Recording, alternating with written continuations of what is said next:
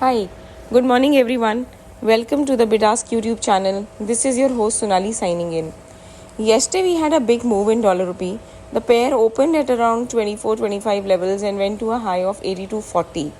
Now the move was largely driven on account of two factors. One was it was a follow-on move of dollar index which we saw in the New York trading hours on Friday, where the index moved up by almost 60 basis points to trade a high of 102.65. And the other factor which contributed, apart from of course the stop losses that got hit over a technical level as it started to cross 82.25, there was also an outflow of close to about 450 million dollars, which was heard in the market yesterday. Uh, Post the market close, we had important piece of data on the trade deficit front, and the number came at 15.34 billion on the trade deficit front, and was, in terms of sheer absolute numbers, was one of the lowest that would have been seen in many months now. But it certainly depicts a slowdown in both the exports of goods as well as on the imports front. So from economic well-being point of view, it's not a number which market would take very positively. But at the same time, considering that India has been hammered enough on the trade deficit front, particularly the currency, what we saw in 2022, I think a breather there, a lower number than projected, or anything in the handle of 15 to 16 is something which markets will have a positive reaction to as far as rupee move is concerned. The other piece of data which came out from India was the WPI, which came at minus 0.92%, which also gives some comfort that inflation is falling back in line.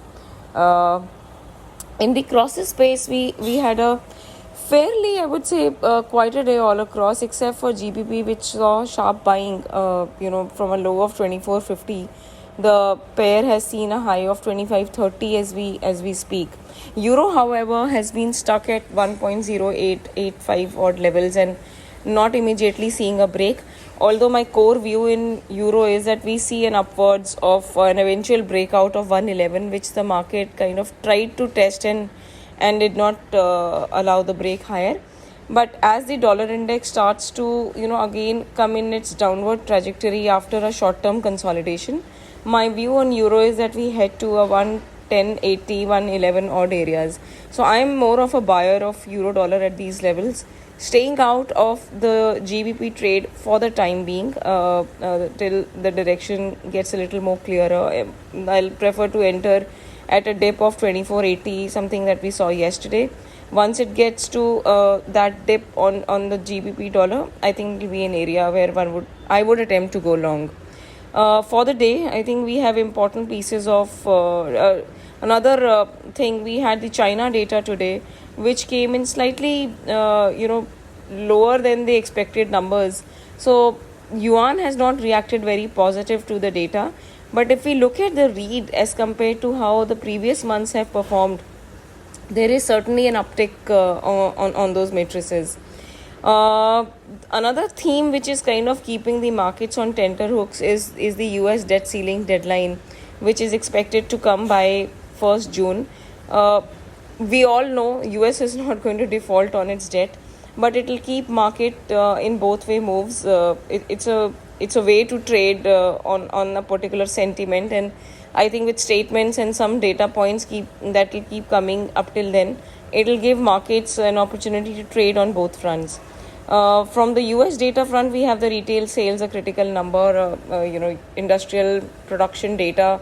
So these are market moving data prints which we will see in the New York session as the US opens in the evening.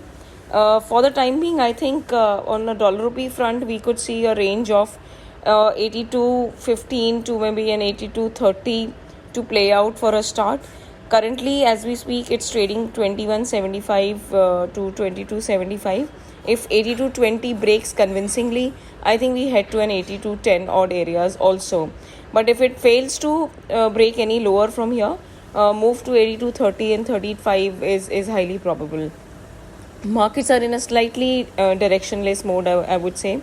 Not too much conviction for taking the either side trade, but a quick range or a tight one between a 10 to 30 could play out for a start. I guess that's it for the time being. Any big move, any important event, you will hear back. Thank you, and have a great day ahead. This is your host Sonali signing off. Thank you.